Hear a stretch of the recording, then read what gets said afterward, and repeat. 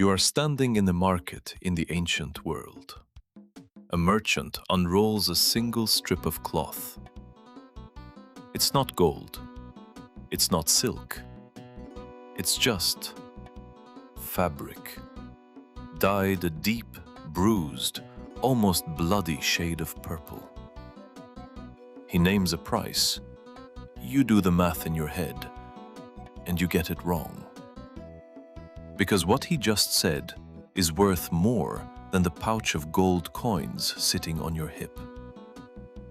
Not expensive, not luxury. More valuable than gold, ounce for ounce. You're not looking at a rare gem.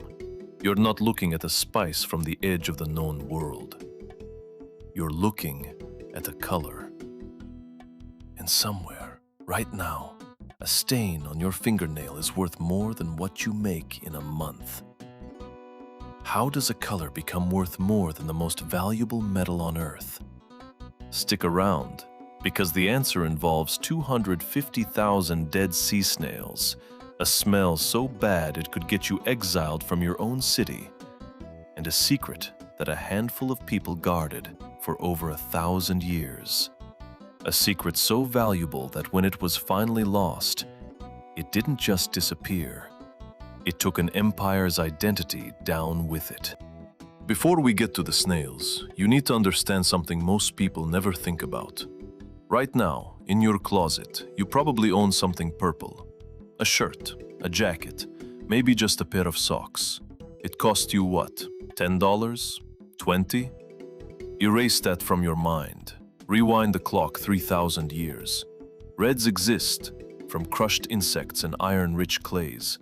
Blues exist from plants like indigo and woad. Yellows, browns, greens. Nature hands those out relatively cheap. But purple is nature's vault. It is locked behind a door that almost nobody on Earth has found the key to. You could be the richest king on the Mediterranean coast, and you would not be able to buy a purple robe. Not because you lack the money, because the color barely exists in a wearable, stable form, anywhere.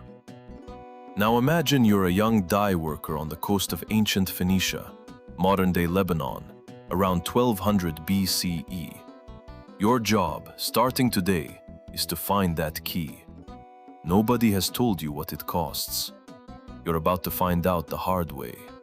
You walk the beach at low tide, and you already know something's wrong before you see it. The smell hits first. It's not rot. It's not salt. It's something in between. Sharp, chemical, almost like bleach mixed with a dead fish left in the sun for a week. You follow it. And you find the source. Mounds, actual hills of broken sea snail shells piled higher than a person. Some of these mounds, historians would later discover, contain the crushed remains of hundreds of thousands of snails in a single site. Here's the twist you didn't see coming. The smell isn't a byproduct of making the dye. The smell is the dye's origin story. Deep inside a small, unremarkable sea snail, the murex, sits a tiny gland. In life, scientists believe the snail uses this gland's secretion as a chemical weapon, to stun prey, or to ward off predators, or possibly as an antimicrobial defense. Nobody currently uses this gland for pigment. Nobody has any reason to believe a foul-smelling defensive slime from a snail's body is about to become the most coveted substance in the ancient economy. You are, essentially, standing over the ancient world's version of an oil field. Except nobody has drilled yet, and the oil is snail spit. Now here's the part that should make your stomach turn. To make roughly 1 gram of pure dye, enough to color a small piece of trim on a garment, workers needed to crack open somewhere in the range of 8,000 to 10,000 individual murex snails. Sit with that number for a second. To dye a single robe, not a swatch, a whole robe, the workshops needed hundreds of thousands of snails, harvested by hand, cracked open by hand, one at a time, with no machinery, no shortcuts. Now picture the workshop itself. It's not glamorous. It's a nightmare assembly line by the sea. Vats of rotting shellfish left to ferment in the sun for days, sometimes over a week, because the raw secretion doesn't turn into stable purple pigment on its own. It needs to break down first, in a slow, foul, controlled decay. Ancient writers describe the smell of a working purple dye town so vividly that you could apparently locate the industry from miles away without seeing a single building. There's a reason the wealthy who wore the finished product never had to smell how it was made. So now you understand the cost in labor and misery. But labor and misery don't automatically create wealth. So why did this one become worth more than gold? That's where it gets political. Try this thought experiment with me. Imagine a color existed today that literally could not be manufactured. Not expensive to manufacture, impossible at any price for 99.9% of the population, because the process required a resource so labor-intensive that global production could maybe clothe a few thousand people a year, total, across the entire planet. What would you do with a color like that if you were in power? You wouldn't just sell it to the highest bidder. You'd do something smarter and colder. You'd make it illegal for anyone but you to wear it. This is exactly what happened. Across the Mediterranean world, and later explosively in Rome, the color purple stopped being a fashion choice and became a legal boundary. Sumptuary laws, backed by real punishment, restricted who was permitted to wear Tyrian purple at all. In Rome, certain shades and amounts of purple trim were reserved for senators. Think about what that means. The color wasn't just showing off wealth. The color was the law made visible. You could look at a crowd from 100 meters away and instantly know exactly where every person stood in the chain of power.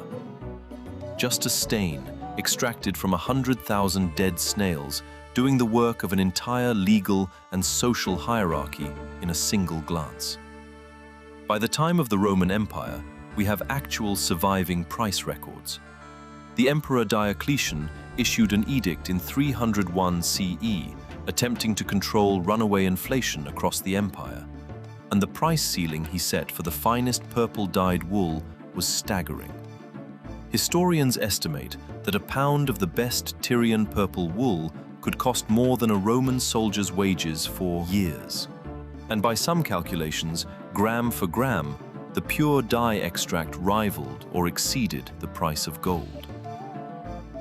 Here's the mystery, though, the part that should genuinely bother you. Gold's value made sense to ancient economies. It's rare, it doesn't corrode, it's portable. But purple dye rots, it fades, it has zero practical function. You can't build with it, eat it, forge it into a weapon. So why would rational economies let a decaying, disgusting, functionally useless secretion trade at parity with gold? The uncomfortable answer is this. Gold was valuable because it was rare and durable. Purple was valuable because it was rare and it was a language. It said something gold alone never could. I am permitted. It was rarer than rare. It was forbidden. Here's where the story turns from strange to almost tragic. Production of true Tyrian purple didn't spread outward and get cheaper over time, the way most valuable technologies eventually do. It did the opposite. It narrowed. It consolidated. Eventually, the deepest knowledge of the finest grade purple dye became concentrated almost entirely in the hands of the Byzantine Imperial court, centered in Constantinople. The color became so tied to imperial identity that the phrase "born in the purple" was used to describe an emperor's children. Legitimacy quite literally coded into a color. Now picture the year 1453. Constantinople, the last stronghold of the Roman world, falls to the Ottoman armies after an 8-week siege. Cities fall throughout history. Empires end. But something else happened here that historians still find eerie. The exact, centuries-refined knowledge of how to produce the deepest, most prized grade of Tyrian purple effectively vanished from the world stage almost overnight. A pigment that had defined royal identity for well over 1,000 years. Gone. Not because anyone destroyed it, but because the handful of people who still fully understood it were swallowed by history along with the empire that hoarded them. Fast forward to 1856, London.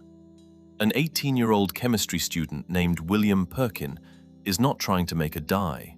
He's trying to synthesize a treatment for malaria in a home laboratory during his Easter break, working with coal tar byproducts, about as far from ancient sea snails as you can possibly get. The experiment fails completely at its actual goal. But at the bottom of his flask, Perkin notices something. A strange, vivid, unmistakably purple residue that doesn't wash out. It holds. It doesn't fade in sunlight the way cheap, plant-based purple substitutes did. It is, essentially by accident, a stable, synthetic purple dye, producible not from hundreds of thousands of hand-cracked snails, but from industrial waste, in a factory, at a fraction of the cost, at any scale you want. Within a matter of years, this teenager's failed medical experiment did something 1,000 years of empires, laws, and armies never managed. It made purple ordinary. The color that once traded ounce for ounce with gold became, within a generation, a color you could buy in a cheap dress in a market stall. So here's the real question underneath all of this.